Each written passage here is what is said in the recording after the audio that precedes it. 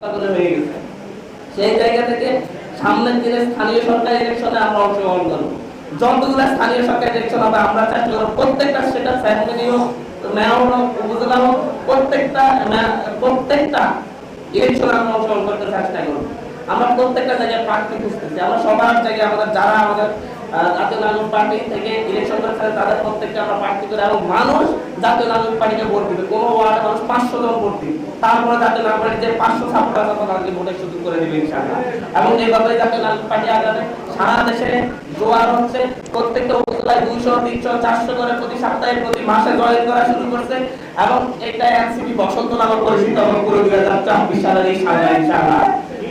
সর্বশেষ কথা অনেক গুছিয়ে একটা কথাই বলবো, যারা সরকারে দিয়ে ধরাকে সরাজ্ঞান করতেছেন না, যারা মনে করতেছেন বাংলাদেশে, আমার মনে হয় বিশ্বের এমন কোনো ইতিহাস নাই যারা গণভোট হওয়ার পরে 70% মানুষ গণভোটের পক্ষে ভোট দেওয়ার পরে সেই গণভোটের বিপরীতে দাঁড়িয়েছে, এই রেকর্ডটা, এই বাজে রেকর্ডটা বিএনপি সরকার গঠন করে তৈরি করে দিয়ে যাচ্ছে।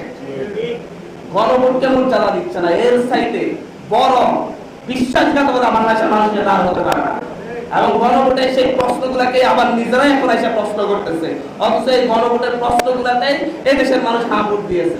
মানুষ বুঝে দিয়েছে না বুঝে দিয়েছে, আমি তো বলবো যে হচ্ছে আপনার বিএনপির 31 দফা কয়জন বলতে পারে, তাহলে মানুষ 31 দফা পড়ে ভোট দিয়েছে। মানুষ মনে করছে এই গণভোটের প্রশ্নগুলো তাদের জন্য তৈরি করা, তাদের পক্ষে তৈরি করা, মানুষ এটা ধারণ করে ভোট দিয়েছে। এই ভোটকে যারা হচ্ছে অমান্য করে বিশ্বাসঘাতকতা করতেছে, তাদের বিপরীতে পুরো 70% মানুষ যারা এই গণভোটে হাত দিয়েছে তারা সবাই এর বিরুদ্ধে দাঁড়াবে ইনশাআল্লাহ। শুধু সময়ের অপেক্ষা, নেতৃত্ব প্রয়োজন। প্রত্যেকটা তৃণমূল পর্যায়ে, প্রত্যেকটা ওয়ার্ড পর্যায়ে আমাদের নেতৃত্ব প্রয়োজন।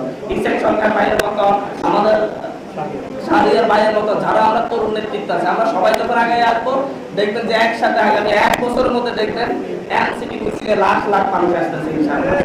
ধন্যবাদ সকলকে। আসসালামু আলাইকুম।